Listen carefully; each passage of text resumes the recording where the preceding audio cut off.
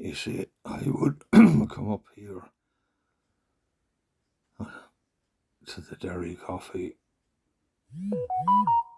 border. Well, it's actually the Westmeath Offaly border of Derry Coffee.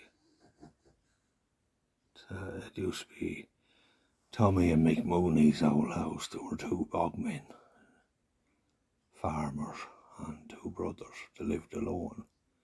They had a sister, but I never met the sister. I only met the two boys, and the stories they used to tell me, that places, all them fields either side of the road. I'll go back in the generations of fairy lore. And just as a little child holds out its hand to catch the sunbeams, to feel and to grasp what, so its eyes tell it, is actually there. So down through the ages, men have stretched out their hands in eager endeavour to know that fairy kind exists in these peat bogs on the Westmeath Offaly border. And it was things like that they used to say, and one of the brothers, Tommy, he used to, sometimes he'd turn me away and he'd say, the brother Mick, that the fairies was tormenting him and he wouldn't be able to come out of the house when he used to be helping them with the hay. And I'd go away very disappointed because I used to enjoy the crack with them, and they'd be fretting over making these fairies, tormenting them.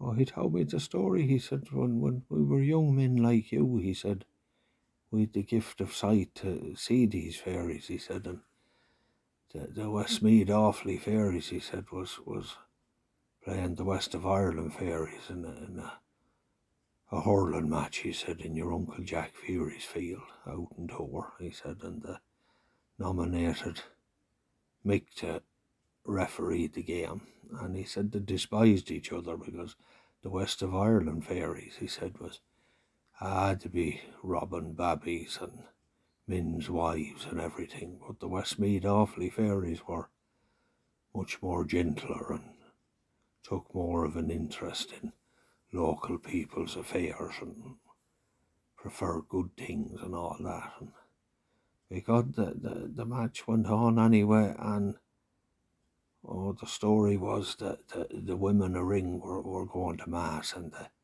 they could see nothing, only Mick Mooney running round the field with a flat cap, blowing a whistle, roaring and shouting, and they thought the man was gone stone mad. So they went into Father Tommy, and they told Father Tommy that Mick Mooney's gone stone mad and running around in Jack Fury's field. Father Tommy saddled up his horse and rode out anyway, and because him being a priest, he was able to see the fairies and he could see what was going on, and he ended up watching the match himself. But what happened was, they reckon in the last dying few moments, it was a draw game, and the next thing, Mick Mooney awarded the West of Ireland fairies a penalty, and because they scored a goal and won the match by 2 points.